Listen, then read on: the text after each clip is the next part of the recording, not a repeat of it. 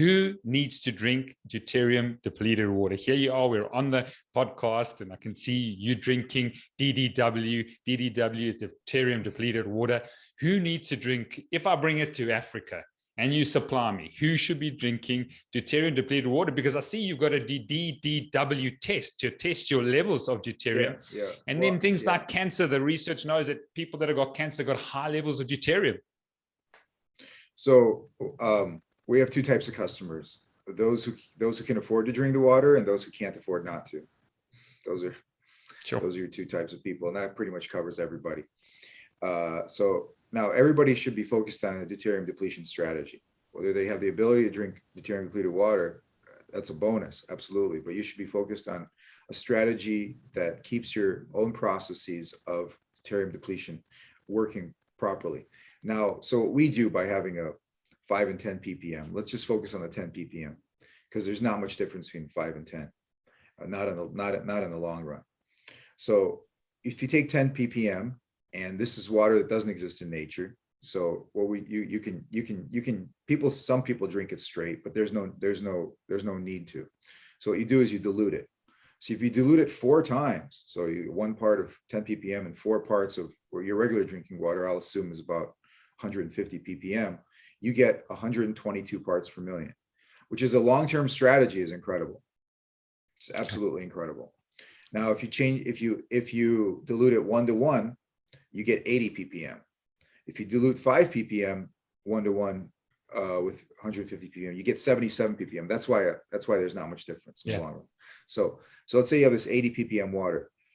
Also a fantastic strategy, but that's more for like biohackers, athletes, people that have some serious chronic condition. They're trying to gain the energy to fight it, you know. So in that sense, it's for everybody for different reasons, you know.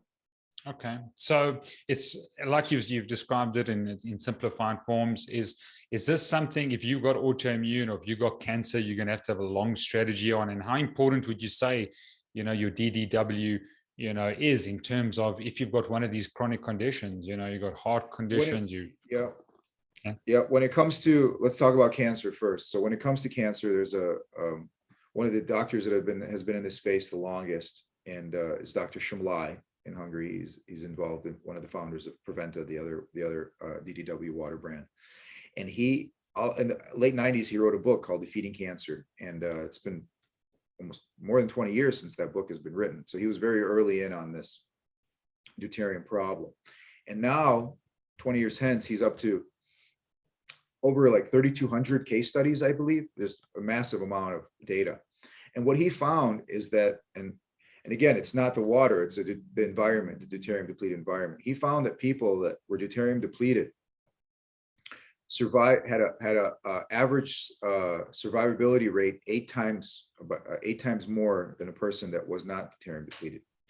So this is incredible. This is profound. So as an adjuvant for anybody that has a neoplastic condition, autoimmune condition, any type of chronic inflammatory condition, the best thing you can do is lower those deuterium levels. You can test them to know what they're at. That's true. We set up a testing lab so people kind of can follow their depletion. And most people are going to be relatively about the same as the water that they're drinking. So if your RO water is, if you tested it, it's 150, you will be about 150. Now, if you're a 148, that means you're doing something really right in your lifestyle and diet, meaning you're able to keep your deuterium levels lower than the water you consume. If you are above 150, 152, 153, some people get up to 155, then your other blood markers will probably prove that you are you have some serious chronic illness. And so the first thing to do is to take the burden off of your energy production.